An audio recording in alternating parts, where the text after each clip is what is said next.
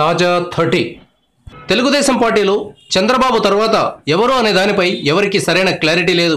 చంద్రబాబు మాత్రం తన వారసుడిగా కుమారుడు నారా లోకేష్ని తెర మీదకు తెచ్చారు. ఎమ్మెల్సీని చేసి మంత్రి పదవిని కట్టబెట్టారు. ఈ లోకేష్కు కనీసం మాట్లాడడం కూడా సరిగా రావడం లేదు. చంద్రబాబు మీద అభిమానంతో గౌరవంతో తెలుగుదేశం కార్యకర్తలు లోకేష్కు జై కొడుతున్నారు. లోకేష్ అంటే అభిమానంతో వారు జై కొడుతున్నారని అనుకుంటే అది పొరపాటే. ఆండ్రాయిడ్ జనరేషన్లో కెమెరా ముందు అనర్గళంగా మాట్లాడాలి. మాటలు తూటాలా పేలుతుంటేనే జనానికి ఎక్కుతుంది. అలాంటిది లోకేష్ పదాల కోసం తడుముకుంటున్నాడు. ఈ పరిస్థితుల్లో తెలుగుదేశం పార్టీలో చంద్రబాబు తర్వాత స్థానంలోకి నారా బ్రాహ్మణి వస్తే బాగుంటుందని ఆ పార్టీ కార్యకర్తలు అభిమానులు కోరుకుంటున్నారు. కానీ ఆమె మాత్రం నాకు రాజకీయాలు పడవు అని గట్టిగా చెప్తున్నారు. రాజకీయాలపై తనకు ఏమాత్రం ఆసక్తి లేదని చెప్తున్నారు.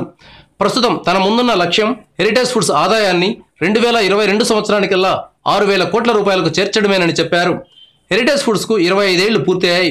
ఈ సందర్భంగా హైదరాబాద్లో నిర్వహించిన హెరిటేజ్ రీబ్రాండ్ అనే కార్యక్రమంలో బ్రాహ్మణి మాట్లాడింది. ఇదే సమయంలో కొన్ని ఛానల్స్తో ఆమె మాట్లాడుతూ తనకు పాలిటిక్స్ అంటే పడవని చెప్పారు. ప్రస్తుతానికి బ్రాహ్మణి ఈ మాట అంటున్నప్పటికీ భవిష్యత్తులో అవసరం వచ్చినప్పుడు ఆమె పార్టీకి సేవలందించే అవకాశం ఉందని రాజకీయ పరిశీలకులు భావిస్తున్నారు. ఆమె సారథ్యంలో heritage foods పరిగెడుతోంది.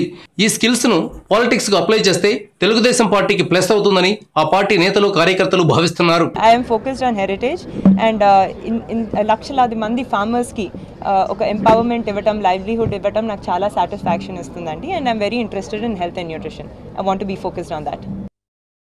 Thank you viewers. ఈ వీడియో మీకు నచ్చితే లైక్ బటన్ టచ్ చేయండి.